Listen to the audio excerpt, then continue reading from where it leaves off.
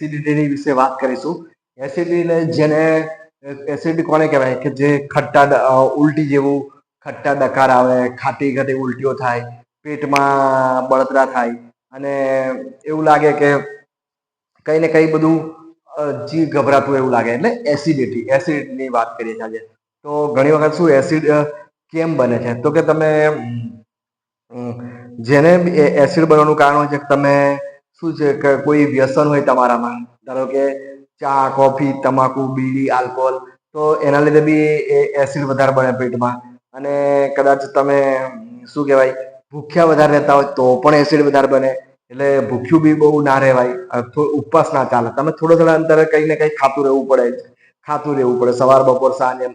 પછી ઘણા લોકોને કેવી ટેવ હોય કે ગુસ્સો કરવાની ટેવ હોય, ગુસ્સાને લીધે મગજ શાંત ના રહે, માનસિક બેચેની હોય, ચિંતા, ટેન્શન, તો બી તમારે એસિડ પેટમાં વધારે બને.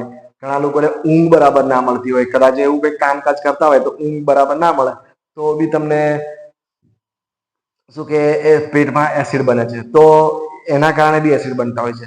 હવે બીજું એક કારણ છે કે જે ખાટું, તીખું ને તળેલું આ બધું ખાય તો પણ એસિડ વધારે બનતો હોય છે.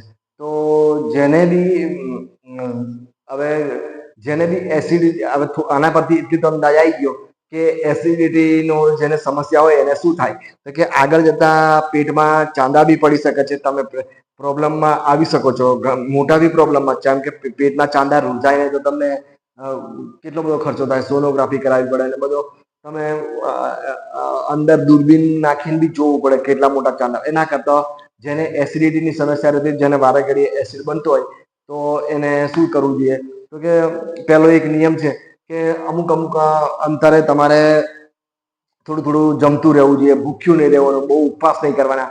બીજું તમે કદાચ શું છે કે દૂધ વધારે પી શકો તો ચાલે, પણ કોઈ બી વ્યસન આમ તો ખરેખર આલ્કોહોલ કે તમાકુ, બીડી, આલ્કોહોલ જે બી ચા, કોફી જે બી લો એ બંધ કરવા જોઈએ, કેમ કે એનાથી એસિડ વધારે ઉત્પન્ન થાય. તો છતાં બી જો કદાચ ચા કોફી લેવું હોય તો ખાધા પછી લો, ભૂખ્યા પેટે તો ના જ લેશો. અને તીખું તળેલું ખાટું થી છોડો, કેમ કે એનાથી બી એસિડ વધારે બને છે. બીજા તમને આ વાત કરી એમ શું છે કે માનસિક સંતાપ, માનસિક ત્રાસ, એના લીધે એસિડ પેટમાં વધારે બને છે. તો તમે એવી રીતે બી જીવન જીવી શકો છો કે થોડું શું કહેવાય કે તમારું માનસિક સંતુલન સારું રહે, માનસિક સંતાપ ના થાય, માનસિક ત્રાસ ના થાય, ટેન્શન ચિંતાથી દૂર રહો.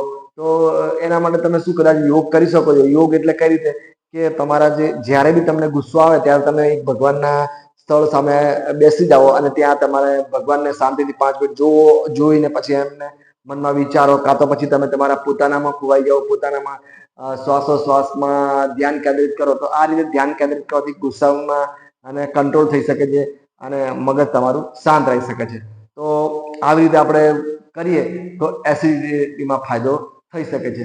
હવે એસિડિટીના જે આપણે સામાન્ય કારણો કહીએ, બીજા બધા અમુક કારણો છે કે જેમાં શું છે કે પણ આ જે મેઇન કારણો છે એની વિશે આપણે ચર્ચા કરી. ઘણી વખત શું છે કે એસિડિટીની બળતરા ઘણી વખત હાર્ટ એટેક જેવી બી લાગે, પણ એ કોને વિચારવું છે કે જેને આ એસિડિટીની સમસ્યા છે એના માટે જ છે.